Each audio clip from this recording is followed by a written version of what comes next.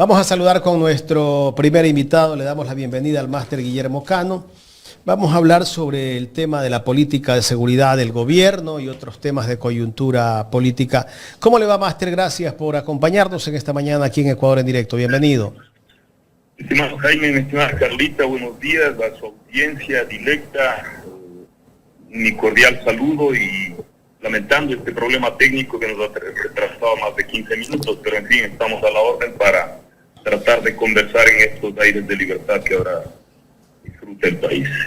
Los aires de libertad, como dice la madre del presidente de la República, pero la libertad será para unos cuantos nada más, porque para la mayoría de los ecuatorianos no se ve esa libertad, porque la gente ahora ni siquiera puede salir de sus casas.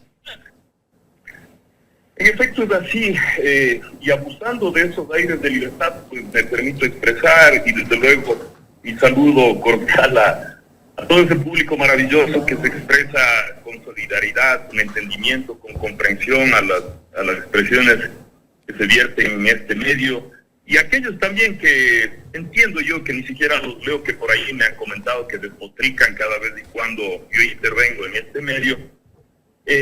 Aspiraría que empiecen a elaborar un poquito más sus ideas, que superen el odio y que solamente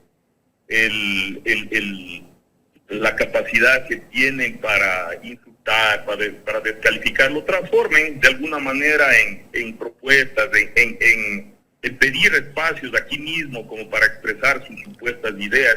Y aspiraría también que sus televisiones no sean más grandes que sus bibliotecas, como para que empiecen a elaborar ideas de una manera distinta. Correcto. Teniente Coronel, ¿qué lectura darle a lo que ocurrió hace pocos días en Alto Punino, en Orellana, donde asesinaron 11 militares, 11 miembros de la Fuerza Terrestre, y que esto de alguna manera, pues, de aquí han salido una serie de hipótesis, ¿no? Incluso se habla hasta de filtración de información por parte de la misma Fuerza Terrestre. Estimado Jaime, y a la audiencia, un tema en extremo delicado, ¿no es cierto? Primero porque quienes fueron víctimas de esta emboscada ya no están, compañeros que ya no están, que fueron expuestos a una operación en extremo riesgosa, que deberá ser definitivamente el proceso de investigación el que aclare todo lo que ha sucedido, y desde luego solidarizarme de corazón con las madres, con las familias que quedan desamparadas, y no es cuestión de olvidarlo así por así, y todo el involucramiento que haya en cualquier ámbito deberá ser investigado. Pero en este espacio en el que el país no cuenta con garantías en investigación, en fiscalía, en jueces, es tremendo lo que estamos viviendo. Aspiremos que con el pasar del tiempo se vayan aclarando las cosas y que los compañeros que siguen operando en extremo riesgo al menos cuenten con chalecos y con cascos que de alguna manera les den ciertas garantías.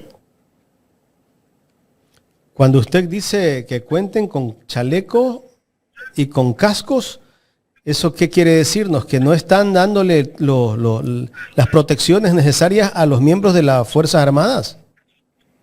Estimado Jaime, es conocido el caso, ¿no es cierto? Que hasta ahora no se lo aclara en la condición en la que están esos chalecos y esos cascos siendo utilizados, ¿no es cierto? Y en este tipo de operaciones en extremos riesgos. Eso debería haber sido motivo de una inmediata enmienda para ver la condición en la que están, dotarles de los implementos mínimos de armamento, de equipo de protección, de tal manera que garantice de alguna forma que la operación reducir los riesgos, minimizar los riesgos, como se denomina en este tipo de operaciones. Sin embargo, entiendo que siguen optando de esa manera con la complacencia de los mandos institucionales.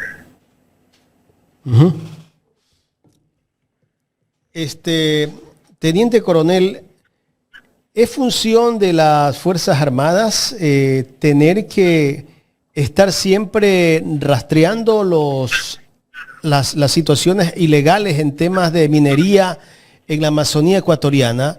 ¿O eso le corresponde al Ministerio de Energía y Minas, que debería hacer ese trabajo?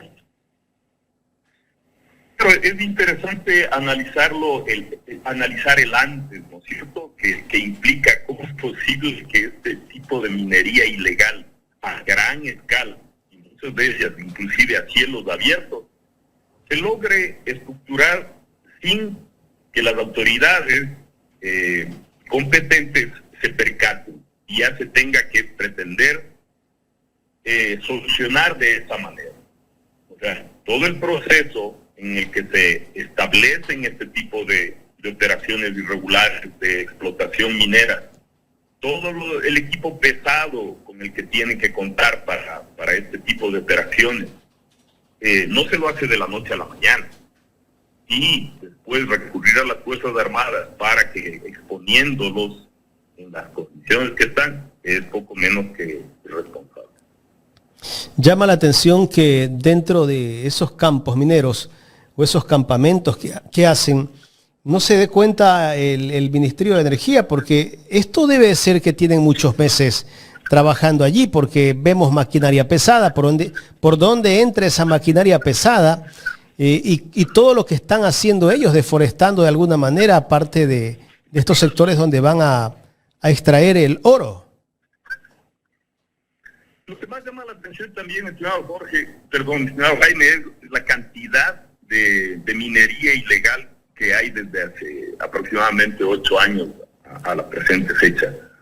Son decenas y decenas de explotación minera ilegal y desde luego la autoridad competente, ¿qué es lo que está haciendo al respecto, ¿no es cierto? Al igual que lo que sucede con el Ministerio de Agricultura, que amplían la cantidad de exportación de ciertos productos en los que se está encontrando estupefacientes, ¿no? Entonces, yo no sé si es que realmente hay algún lineamiento que permita que estas instituciones del Estado visoren para el país al menos algún beneficio en el ejercicio de sus funciones. Parece ser que hay otro tipo de intereses a los que se está respondiendo y que alrededor de este tipo de negocios hay una serie de ilegalidades y que promueven la inseguridad en el país.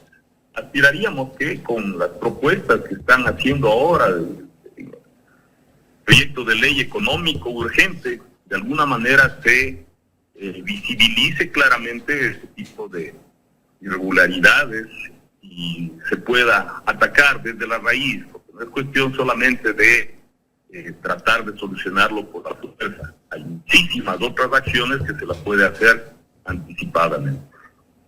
Bien, le voy a dar paso a mi compañera Carla Aro, que tiene inquietudes también para usted, Máster. Máster, buenos días, ¿me escucha? Carlita, buenos días, a la orden. Muy buenos días.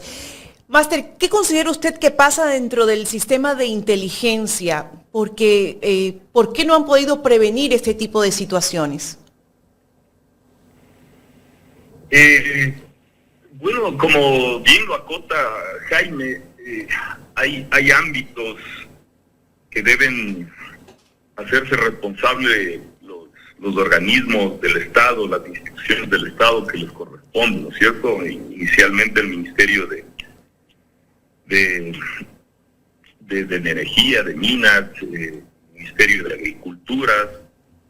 Si habría los debidos controles en este tipo de instituciones del Estado, pues no tendríamos que tomar este tipo de acciones y lamentar las consecuencias que las estamos viviendo.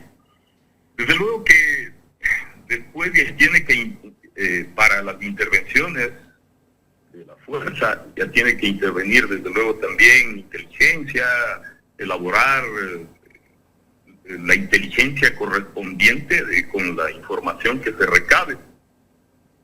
Pero esto, como son escenarios nuevos que está viviendo el país y las Fuerzas Armadas, pues se debería haber previsto y preparado oportunamente antes de empezar a ejercer las acciones que estamos viendo que se les...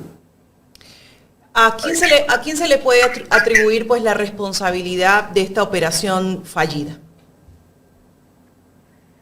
Yo pensaría que no se podría ya hacer un juicio de valor apresurado, ¿no es cierto? Necesariamente deberíamos esperar a que exista más elementos de juicio. Lo único que se conoce es lo que a través de los medios de comunicación, y además de esa información también debe ser contrastada, debe ser verificada, como para que en su momento se conozca la verdad de los hechos. Aspiramos de eso todos, tenemos el derecho de exigir que esas investigaciones saquen a la luz la verdad de los hechos.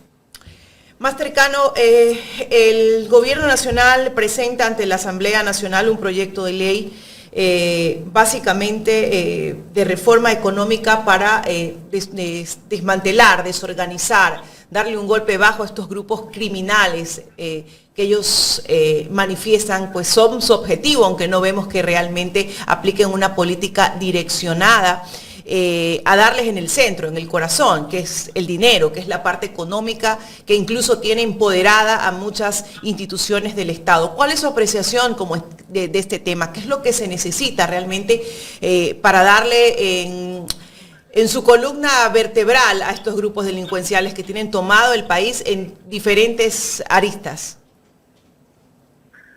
Gracias, Carlita. Yo me he permitido, desde luego, revisar lo que ha difundido hasta el momento el gobierno, que no es nada más que una página, ¿no es cierto? Y entiendo que como proyecto de ley deberá ser desarrollado mucho más ampliamente. El proyecto de ley que lo denomina económico urgente para desarticular la economía criminal, llama mucho la atención, que yo primero le vincularía el hecho de que lo pone económico urgente como para hacerlo atractivo, ¿no es cierto? Porque ya pensaría yo que lo del combate a los grupos delincuenciales como que está bastante desgastado, ¿no? Luego de que hubo incrementos del IVA, involucramiento de Fuerzas Armadas, hubo una serie de medidas marqueteras políticas al atraerle a Eric Prince, y supuestamente cada una de esas acciones ya era supuestamente la panacea, pero a la final seguimos incrementando las operaciones de los grupos delincuenciales organizados y el pueblo tener que lamentar a sus muertos.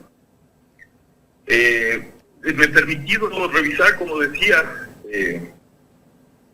el asunto que se lo pretende hacer a través de enmiendas constitucionales, y partiendo también de que en campaña se dijo que se iba a hacer, ¿no es cierto?, la Asamblea Constituyente, pero ahora se rectifica y se pretende ir por partes. Mi conclusión es de que nada más fue parte del marketismo político dentro de la Asamblea Constituyente, que todo el mundo aplaudía porque nos íbamos a deshacer al fin de la Constitución que da garantías a los delincuentes, la Constitución del 2008. Lamentablemente yo veo pocos, casi ninguno de las propuestas que vaya a atacar al origen, a la raíz de este mal endémico, ¿no es cierto? Como usted acertadamente lo dice, y le he escuchado al señor general Luis Altamirano, que mientras no se ataque a aquel sistema sanguíneo que es la economía ilegal, poco o ningún resultado se dará.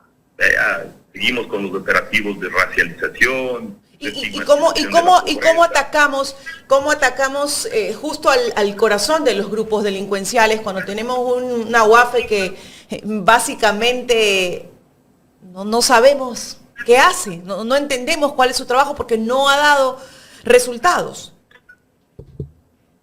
Claro, es evidente cómo se desmanteló la institucionalidad del Estado, ¿no es cierto? Con las pretensiones que ahora las vemos cumplidas. La UAFE es un organismo inexistente prácticamente.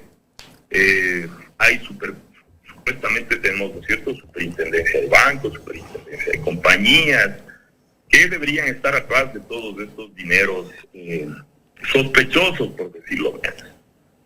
Y que no se los ataca, ¿cierto? Tampoco se ataca las fronteras para impermeabilizar las fronteras de todo lo que circula. Las carreteras también están llenas con destino a los puertos que envían estupefacientes a los principales consumidores del planeta, y ahora somos el principal exportador, ¿no es cierto?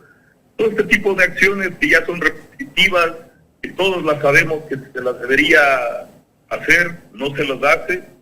Debería ser motivo de una investigación mucho más a fondo de parte de los sociólogos que estudian estos fenómenos, y decirle al pueblo ecuatoriano qué es lo que está sucediendo, que no es cuestión de combatir en los guasmos, no es cuestión de combatir en las zonas marginales solamente, porque parecería ser que este es un negocio que pauperiza a la gente, ¿no? Porque de ninguna manera es así.